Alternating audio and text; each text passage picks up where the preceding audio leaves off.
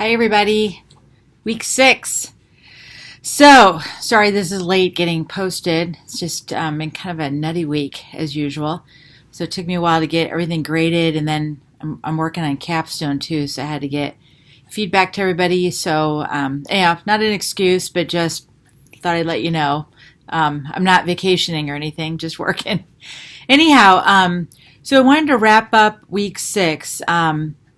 So the whole week was dedicated towards one chapter, which, we will go from 3 chapters and a bazillion exercises to one chapter and just a few exercises. So I hope you enjoyed the break. So I've done quite a bit of business. My undergrad's in business. So I've done a lot of training in the business field. And I've even had probably, I think, 3 ethics courses. And I mean, I love the topic of ethics, I really do. But I always find it interesting that most of them focus on the ethics of a business. So, regulations and, policies and procedures and, how an organization makes tough decisions. Which, again, is a valid topic. But I've never had in all of my years of training a course or any type of instruction on personal ethics. So I've always found that interesting. And I really like the author, Norhouse's approach to this chapter. I think it really is personal and professional. So I wanted to share with you something that was kind of shocking to me. Last summer, I did a survey of all the HSA alumni, and I think there's close to 500, 400 and some out and about all over the United States, and a few even outside the United States. And I asked them, I gave them 19 content areas that the HSA program is designed to support.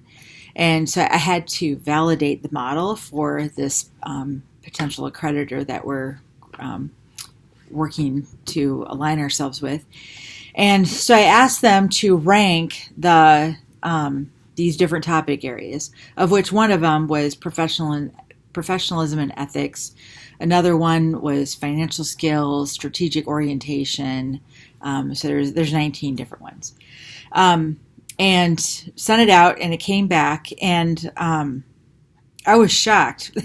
The number one, as far as the most important topic to our alumni, was that they ranked extremely or very important was professionalism and ethics.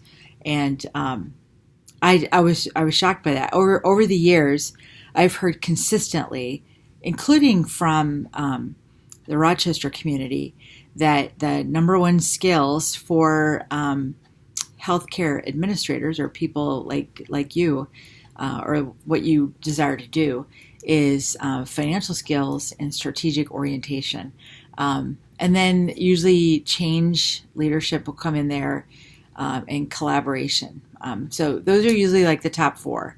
I've never had anyone ever say to me professionalism and ethics. So I posed that to the advisory board, and they kind of chuckled because I don't think it was a massive surprise to them, but I still haven't really fully explored that, but I find it interesting. So anyhow, I just wanted to share that with you. So I really liked, and I was just going to highlight in that text, page 336. It's like in the middle of the page. So Norhouse talks about professionalism and ethics are concerned with what leaders do and who leaders are. We analyze the nature of leaders' behaviors and kind of determine their overall trustworthiness to determine, like, what are these people really made of. We want to know if we can trust them, if they follow the rules, and if we can believe what they say, if they're going to follow through on what they say they're going to do, if they are all about themselves or about the best interests of the patients and employees. So I think it's people always say to me like, so what do you think of the new president at RIT, or what do you think about the new provost? And it's like, I mean, I don't know, they seem like nice people, but I said, we'll see. I mean, are they everything that they say they are? So I've been faked out too many times where people come in and they're all smiles and giggles and nice and polite, and then within like a year, all hell breaks loose, and they've caused more damage than good. So I mean, I don't anticipate that from Dr. Munson or from the new provost, but time will tell. So I guess I'm a little bit jaded, but anyhow, I also like in the same paragraph, right in the middle of the page, ethical issues can be implicit or explicit. And I hope as you read that you thought about Johari's window. So implicit or explicit, the open area or the blind spot. And you're deep in this in week 7, hopefully working on implicit biases. So it's critical, as I've said so many times that you're probably sick of hearing it, that leaders need to be aware of themselves and their ethics.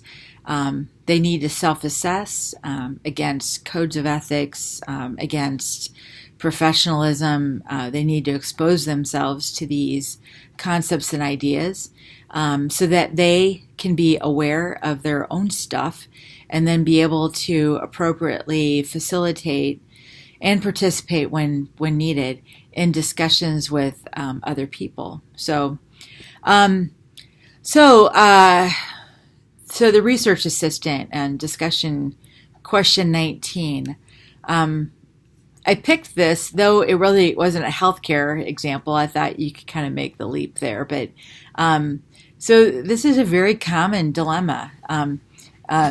Hiring decisions are big. There's a lot of people tend to get pretty invested when departments or areas have open positions, and if they're given a voice, which in academics, especially in certain positions, faculty have to be involved. Usually that's how it's done under the realms of shared governance. But I think it's the right thing to do. You want people to have a say, and you want to get their perspectives.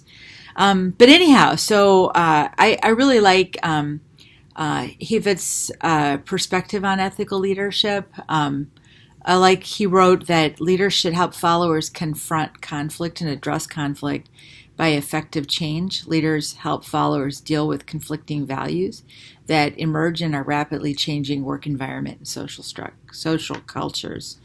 So with this, in my opinion, Angie should have completed 2 steps. The first step is that she should have requested members of the department to assess their own values and needs, and facilitated a conversation where she could have brought out these implicit or explicit biases or personal agendas, and tried to bring that out so that there was some collective processing. Second, she should have led a discussion on the hiring criteria prior to the announcement of the opening of the position. So the department should have, and this is the practice environment that I've been brought up in an academic environment. So, and I think it applies to non-academic environments too. But the department should have had a clearly outlined what the competencies were that were needed to be successful in this position, and then any additional goals that this position could support. For instance, if they were looking to support diversity goals or career development goals, or whatever else they thought that they could accomplish with this particular position. The discussion, and then I just added, if conducted in a holding environment, as we discussed in adaptive leadership chapter, could have helped those in the department address conflicting perspectives and help facilitate a more thoughtful decision representing the department, not just one person. further, this effort would have continued to benefit the department as other issues arose. So, excuse me, several years ago, it actually was my old institution. We had quite a lengthy conversation at a retreat, redesigning and redefining our mission, vision, and value statements. And I think I've shared before that we were a rather diverse team, so of course it was rather a heated discussion.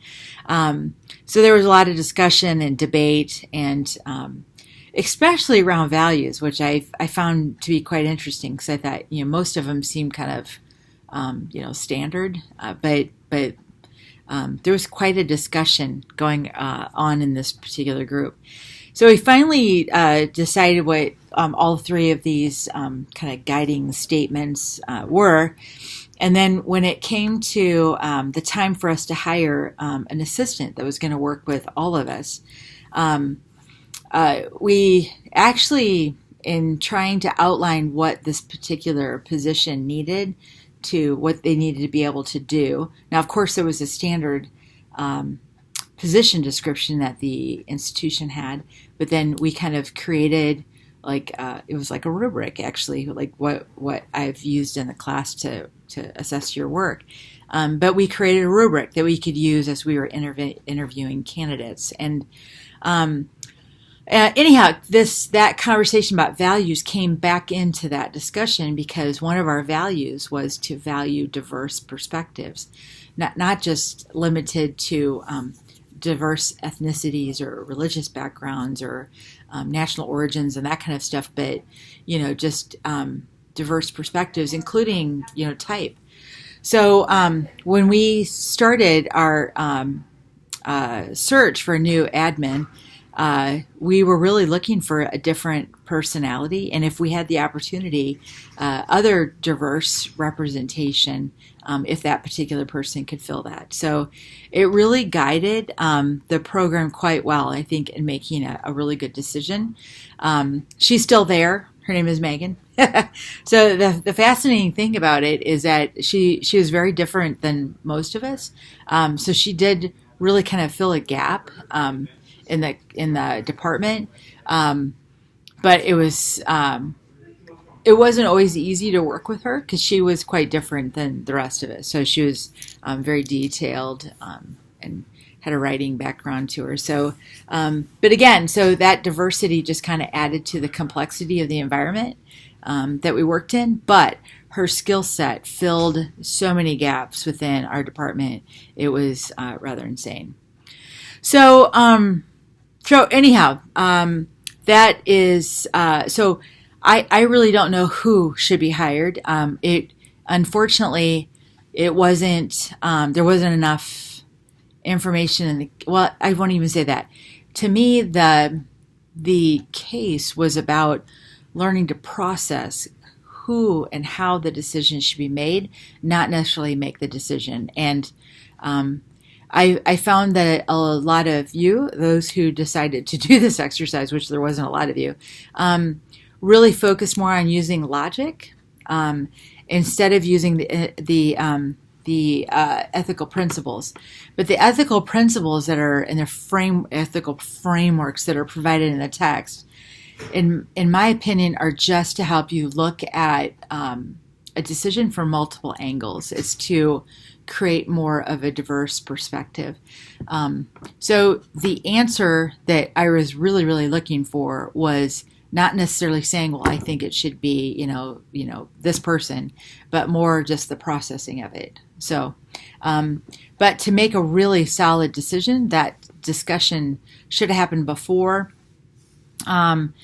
And there should have been some solid guidelines put together, like hiring criteria, so that it would have been a fairly equal process, because there is not one right answer. I mean, how do you say that someone's personal development is more important than somebody's ability to earn a living so they can eat? I mean, it's like, that's impossible to make that decision, especially at the time that the decision had to be made. So anyhow, so toxic leadership, I think only 2 of you did this assignment. So I think it was more hopefully just kind of where you all are energy-wise, not the value of the topic. Though several of you did point out that we've had discussions. We've talked about toxic leadership in other chapters, so this felt somewhat repetitive. I get that. I still hope that you find studying toxic leadership is extremely important. And I think one of you, if I remember correctly, said it gave you the words to kind of describe the toxic leadership that you've experienced before. So anyhow, I think that's interesting. So I've shared with you all a couple times that I've worked in toxic environments before. I wouldn't say the environment that I left in my last position was toxic. Some of the leadership was toxic. And looking back, after I was rereading this Dark Side of Leadership content, I think what really encouraged me to move on and leave that environment was honestly, because I've been used to dealing with all these destructive leaders, and the conducive environment was present there forever. But what really motivated me was I didn't want to be a conformer or a colluder as a follower. And so I think a lot of times you have to decide when you're in those positions, how do I follow this? I mean, am I going to be able to look in the mirror and value myself if the only way I'm going to be able to survive is to become a conformer or a colluder? And I remember thinking I could just stay, and I could do what they expected me to do. I could have done it. It wasn't illegal or anything, but it was conforming, and it wasn't wasn't the type of follower that I wanted to be. So anyhow, so valuable stuff. Unfortunately, only a couple of you did the actual assignment, but I get it. So that's why I gave you 5 passes. So, so the Dropbox assignment was the Code of Ethics toolkit. I think a lot of you really enjoyed this assignment, which is great. Unfortunately, a lot of people don't know that most organizations have a Code of Ethics. So, if you're going to be a card-carrying, XYZ, you better know what the Code of Ethics is, because if you violate it, I can guarantee they're going to find you, and then it'll become an issue. So, but it's good practice to know what the expectations are. And even though many of you commented, I'm not in these leadership roles yet, I hope it was helpful to see what type of ethical dilemmas you might find yourself in. So, and to be aware of what the expectation for the behavior would be. So, anyhow, so I obviously I provided everyone feedback on that, through the assignment. So, the value of the overall exercise itself, again, is to know yourself.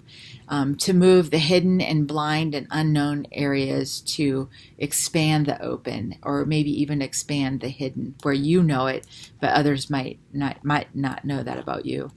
And I will comment, a couple of you said that you do know more ethical and professional practice, but observe it not being done in the workplace, and typically will adopt kind of a sit and watch or step back and just observe but not say anything. And that, in my opinion, is hidden. So you're hiding your own ethical convictions, and it's a difficult environment to be. But all I'll say is that if I'm going to be if unethical behavior is going to end up influencing me, I would hope that someone who saw it would say something.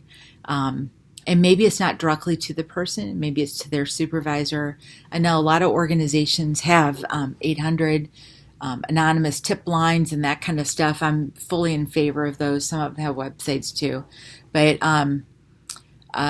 just kind of think, what would you want if you were on the other end of that? So anyhow, it was a a great week. The reflection papers, again, were good. A few of you, they felt a little rushed. Again, I think you're just kind of getting fried and probably working on another course here and there, which is fine.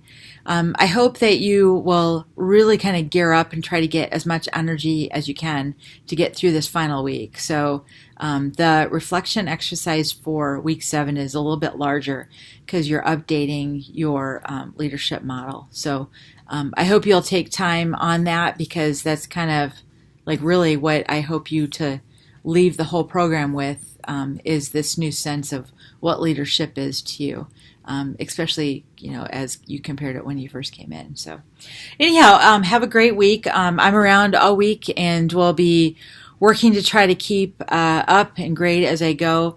And then Sunday at midnight, it's all over. So I will post a video next week, just wrapping things up. I hope somebody watches it. So if I can do anything, just give me a ring or email me or whatever, and I'd be happy to help out however I can. So have a great week. Take care. Bye.